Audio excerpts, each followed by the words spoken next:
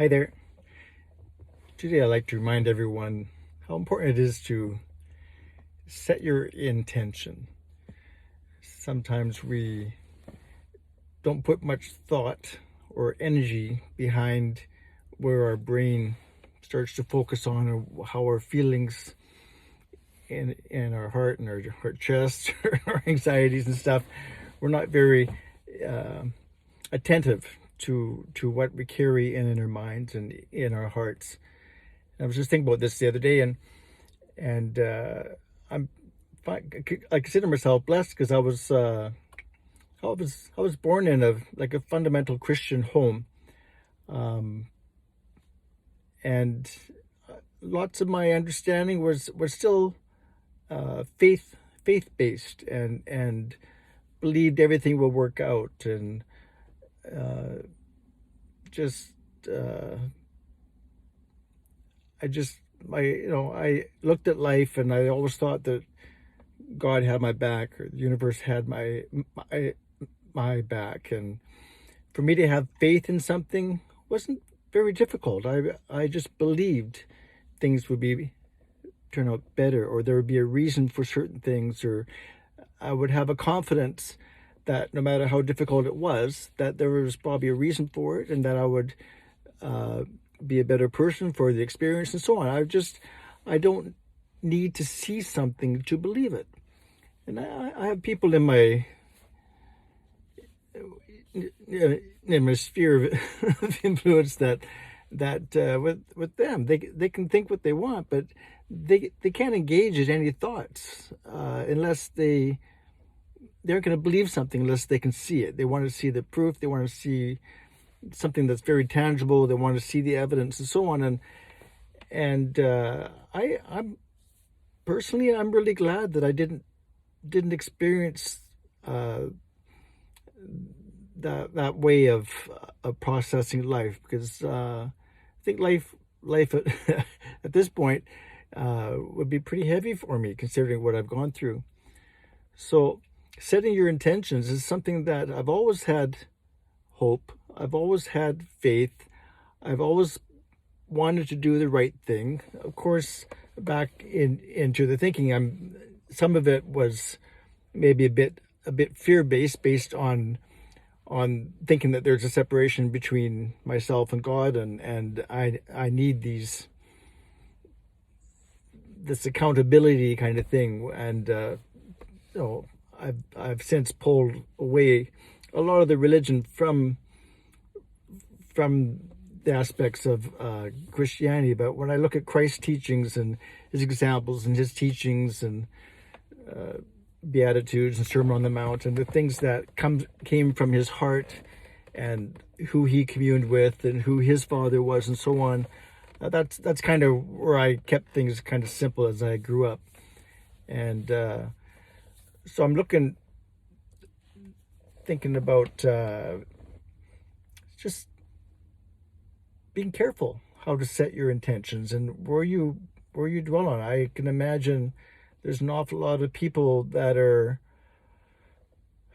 thinking the world's gone to hell in a handbasket kind of thing, but always pointed the fingers, always thinking it's everyone else's fault, and I wish the government would do this, or these people would do that, or this country would behave better. It's always someone else's responsibility to fix the situation.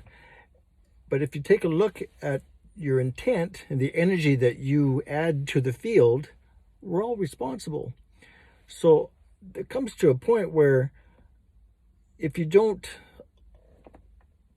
double check to make sure your glass is half full, or if you don't double check to think that you're believing in the best of all things, or you're having hope that things improve, you're adding to the mix, you're adding to the intention that the universe will conspire in ways that'll move it along in a positive way, in a higher frequency, in the best good of all, in a higher love, authentic kind of a frequency. So I was thinking, it was almost like right now the world is the population around the world collectively, it's it's like it's beginning to set different intentions. There's been like chronic wars. There's been histories and generation after generation. There's been certain countries that wage war. We still see that, but you look a little closer, and some of these countries are saying, "Hold on here. I think we've had enough. We're no longer setting our intention on war. We're going to set our intention on peace." And if we all do that individually in our hearts, to have a set an intention on peace and prosperity and joy, compatibility, unity, things begin to shift. And I think we're actually seeing it. It's like the world's in a bit of a coma. We're kind of hardly know what to do. We're kind of under the. We're not really almost responding anymore. We're just kind of numb. And I think if someone could be hopeful in a coma state, setting their attention in a coma state, I would think the intention would be, wow, I want to recover. I want to get out of this. I want to move on with life. And sometimes that pause in a coma is kind of a healing time where the body gets to reset and heal. But I think going into the coma, I think there's a set of values there as well that almost might give an indication where actually someone's going to come out of a coma or not, because there's always a risk that maybe it won't happen, right? So I think be careful about where we spend our energy. Set the intentions for recovery. In this, set the intentions that we're going to come out of this. I have so much evidence. It's not like I'm making this fairy tale aspirations of what the world should be without any grounds, without any merit. I glean an awful lot of information. I cover a pretty broad spectrum of different views and opinions and so on. So in all that information, I don't always understand it all. I don't always digest it all. I let my intuition guide and direct me, and whatever resonates with me, I'm kind of drawn to. But my intention also helps me gravitate to the things that are more in alignment with my heart. So I'm just saying the intention needs to be set, but use your intuition. Don't be narrow-minded. Have a full spectrum. And I do that. I intentionally have a broad swath, and I understand politics. I understand continuity of government. I understand devolution. I understand the military. I know more or less who's in charge. I know who the puppets are and who aren't. Not that I know everything, but I'm saying I get it. I understand a lot of what's been going on over the last several years, mostly psyops and mostly things that aren't really fully authentically true. In essence, there's some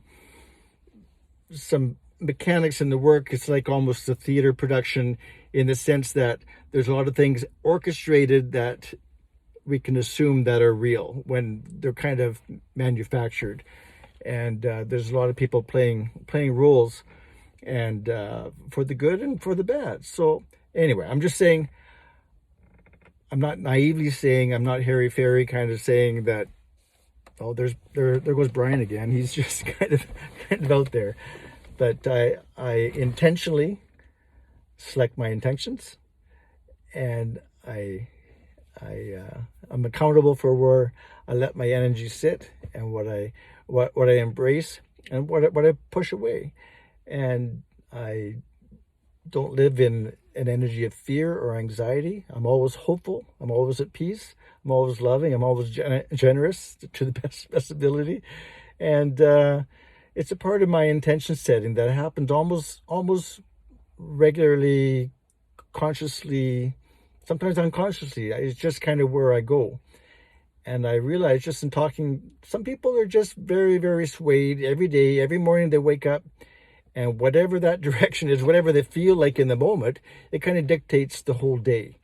So Anyway, I just want to encourage you just to do a self-check, maybe in the morning before bed or throughout the day. Just what's my intention for the next 2 hours, or what's my intention when I read that article about the news, or how can I align with better outcomes, and just believe that universe has your back, and that there is a war going on, and we're going to figure this out, and we're going to be on the winning side. All right. So bless you. Have a good day. Bye-bye.